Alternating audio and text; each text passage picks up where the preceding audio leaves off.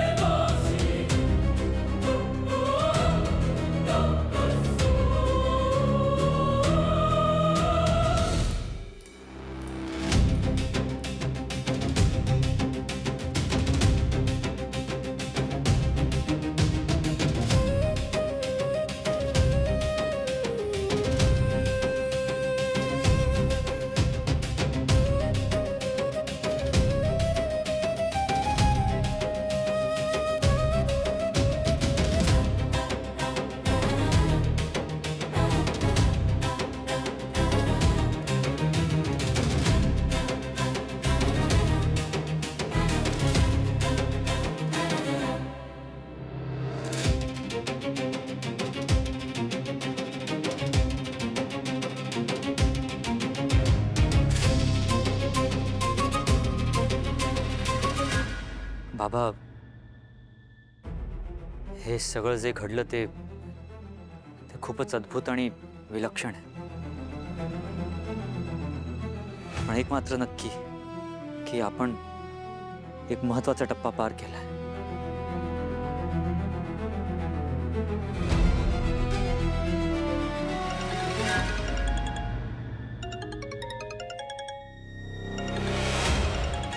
अनन्या, हाँ अनन्या बोल। काय? वेदा,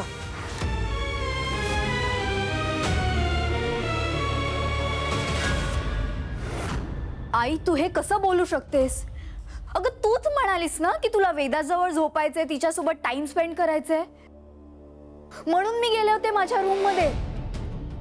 आणि आता तूच म्हणतेस की वेदा कुठे गेली तुला माहित नाही। अनन्या मला माफ कर ग, असं कधी डोळा लागला मलाच कळलं नाही, चुकलं माझं। आई प्लीज, हे बघ आता वेदाला शोधणं जास्त इम्पॉर्टंट आहे। दादा येतच असेल आता।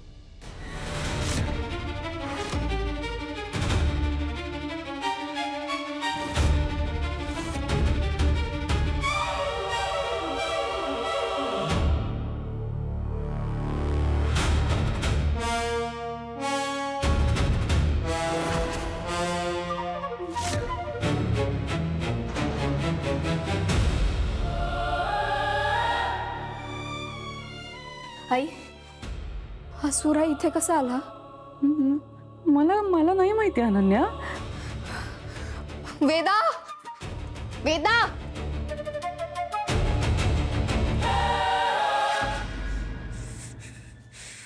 मीरांबिका, मला मूर्ख समजताय, पण विसरू नका मी मंजिरी आहे, मंजिरी। वेदा, वेदा, वेदा, वेदा, वेदा। दादा, मी बाहेर बघून आली, बाहेरही नाहीये वेदा। कुठे गेली असेल ती? मी घरात असेल कुठेतरी, शोधूया सगळे। ती टेरेसवर पण नाहीये।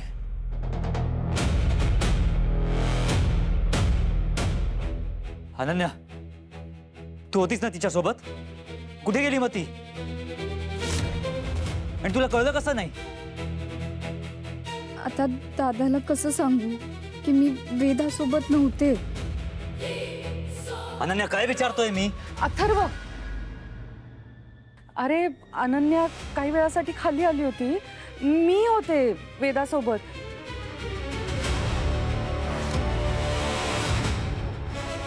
मी तिच्या अंगावर हात सुद्धा ठेवला होता, पण मला कधी झोप लागली मला कळलं नाही, आणि जेव्हा मी उठले तेव्हा ती तिथे नव्हती रे।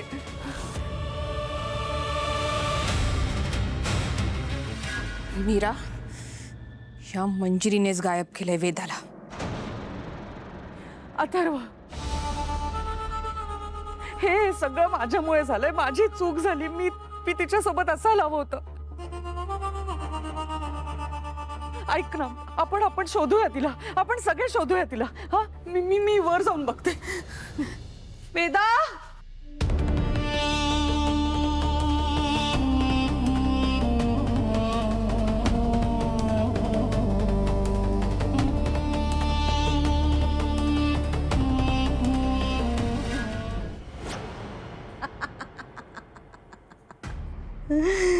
मला आता कशालाच घाबरण्याची गरज नाहीये.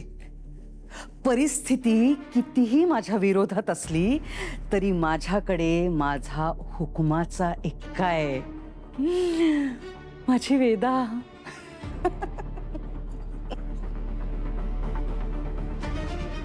दोघी अजून आल्या कशा नाही?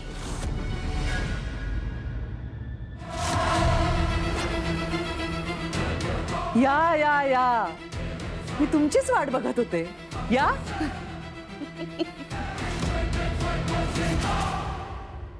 मीरा, हे मंजिरी, बोल बोल वेदा कुठे आहे? बोल. मला काय विचारतेस?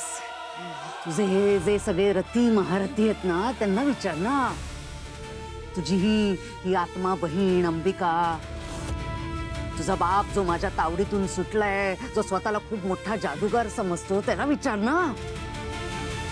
काय ग, तुम्ही माझी गुहा शोधून काढलीत, माझे सगळे डाव उधळून लावलेत, एवढं मोठे पराक्रम केले, तुम्हाला साधं वेदाला शोधता येत नाही आणि माझ्याकडे भिका मागतीस तू?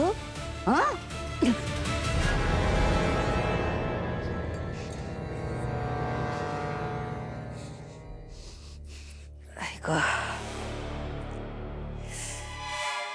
काय हे अंबिका, बघत काय बसलीयस?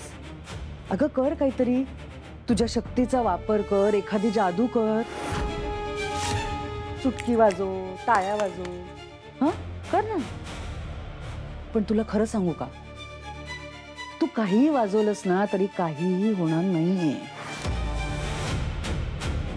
तुझा विश्वास बसत नाहीये? हा, कर, जादू करून बघ. बघ, गायब झाली. ही गायब होण्याची जादू हिला मस्त जमते.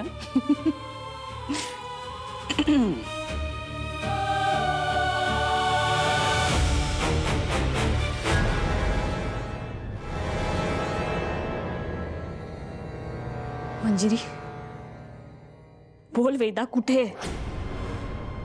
अगं सांगते सांगते, मी इथे तुझी मदत करण्यासाठीच बसले. हे बघ, मी सुरुवातीपासून तुला एकच मार्ग दाखवतो, पण तू प्रत्येक वेळेला चुकीचा मार्ग निवडतेस मीरा. तू माझी अट मान्य केली असतीस ना तर वेदावर ही परिस्थितीच आली नसती. आणि तुझ्या एक गोष्ट लक्षात येते का, की तू घेतलेल्या चुकीच्या निर्णयांमुळे दुसऱ्यांना त्याचे परिणाम भोगावे लागतायत. कधी अथर्व, कधी अंबिका, कधी शिवनाथ, आणि आता आपली चिमुकली वेदा. तिला तर हेही कळत नसेल की तिचा सगळ्यात मोठा शत्रू मी नाही, तिची स्वतःची आई आहे. गोड चिमुकली नाहक या सगळ्यात अडकली ग.